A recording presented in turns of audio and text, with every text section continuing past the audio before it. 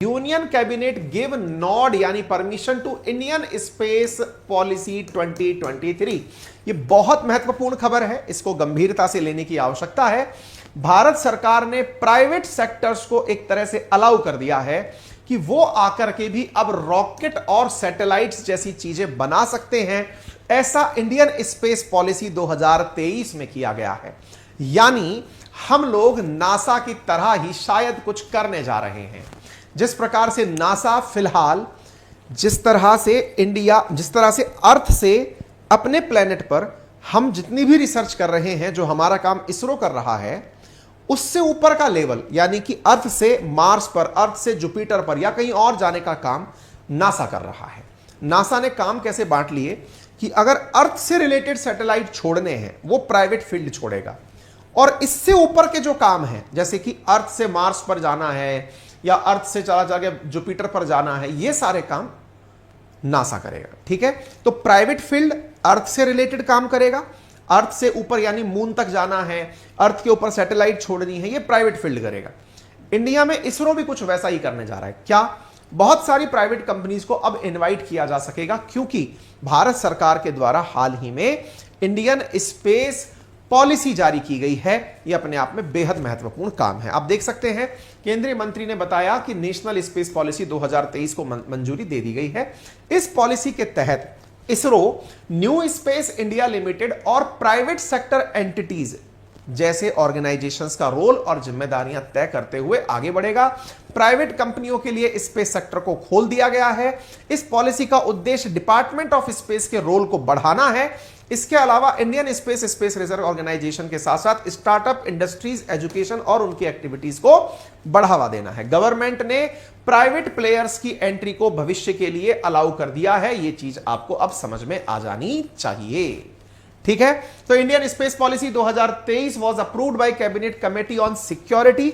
जो रक्षा मामलों पर हमारी कैबिनेट कमेटी है उसने इसको अप्रूवल दे दिया है, और इसमें यह कहा गया है कि प्राइवेट सेक्टर में पार्टिसिपेट करने वाले जितने भी सेंटर्स हैं उनके लिए क्या क्या गाइडलाइन रखी जाएंगी। जैसे यहां पर यह निर्धारित किया गया है, policy will pave the way forward for much required clarity in space reform and augment private industry participation to drive the space economy opportunity for country. The policy delineated the role and responsibility of Indian space research organisation, space sector PSU, new space India limited and Indian national space promotion and authorisation centre. अब ये तीन चीजें आपको भविष्य में याद रखनी है। कौन कौन सी याद रखनी है? पहली चीज है इसरो, तो आप लोग याद रखते ही हैं। अब आपको NSIL भी याद रखना है और आपको इन स्पेस भी याद रखना है। क्या क्या हो गया? इसरो हम सब जानते हैं इंडियन स्पेस रिसर्च ऑर्गेनाइजेशन है। इसके साथ साथ जैसे इंडिया के अंदर ONGC है, NTPC है, ये सब क्या है? ये प्राइवेट सेक्टर अंडरटेकिंग्स हैं, PSUs हैं, जिनमें सरकार का भी और प्राइवेट का भी कंट्रीब्यूशन है। ऐसे ही एक PSU की स्थापना की जाएगी जिसका नाम होगा new space India limited, NSIL। ये जो NSIL नाम से एक समझिए कि PSU बनाया जाएगा। इसका काम होगा प्राइवेट सेक्टर्स को ऑनबोर्ड करना, और जो कमर्शियल्स के कितना दाम देंगे प्राइवेट सेक्टर वाले, उनका पैसा दिल्ली का जो काम निर्धारित करने का काम है वो नेशनल स्पेस प्रमोशन और authorization centre that is in space के पास होगा। तो एक प्रकार से यह समझ लीजिए वर्क डिस्ट्रीब्यूशन हो गया है। Strategic activities related to space sector will be carried out by NSIL and work in demand drive mode. यानी कि अब कोई भी रणनीतिक रूप से कोई कार्यक्रम लॉन्च करना है तो वो इस NSIL से डिस्कस होगा।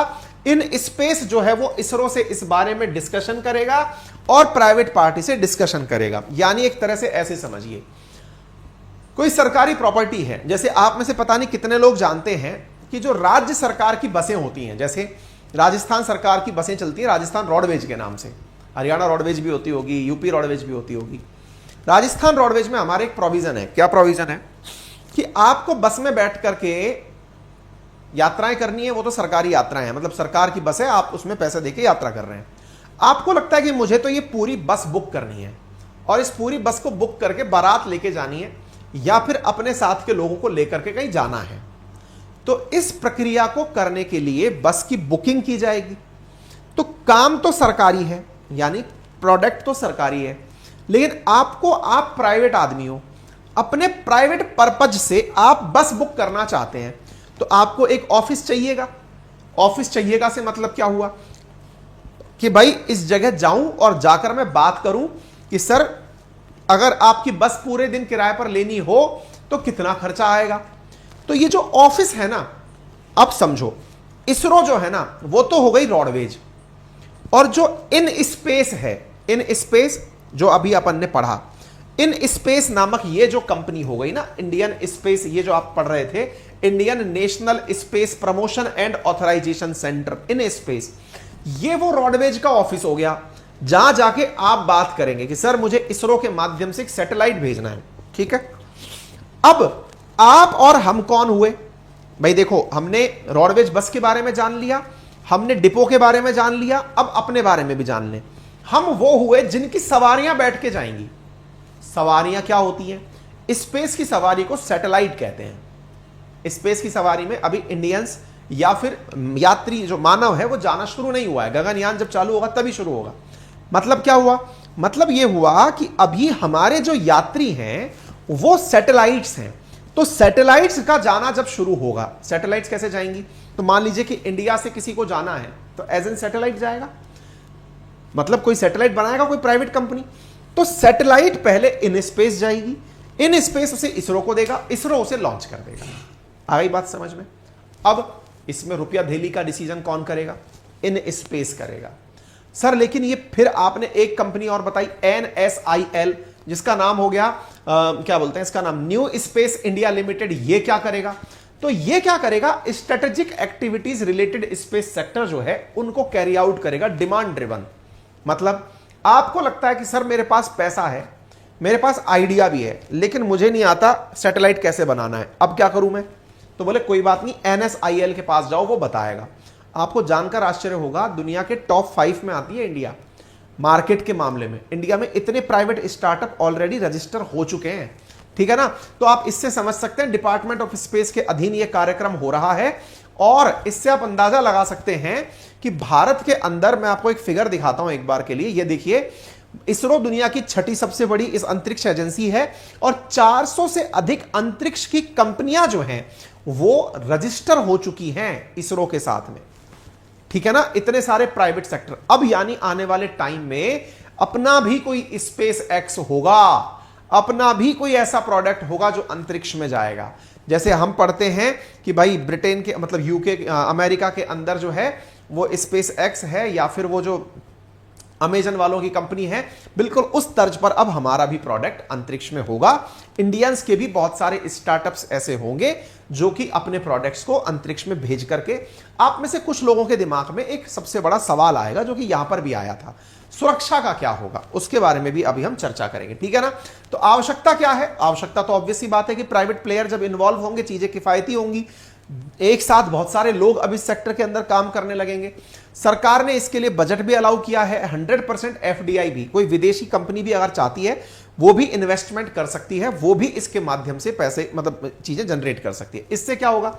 अब ग्लोबल स्पेस इकोनॉमी में जो भारत का 2% से भी कम मार्केट शेयर है वो 10% भविष्य में पहुंच जाएगा।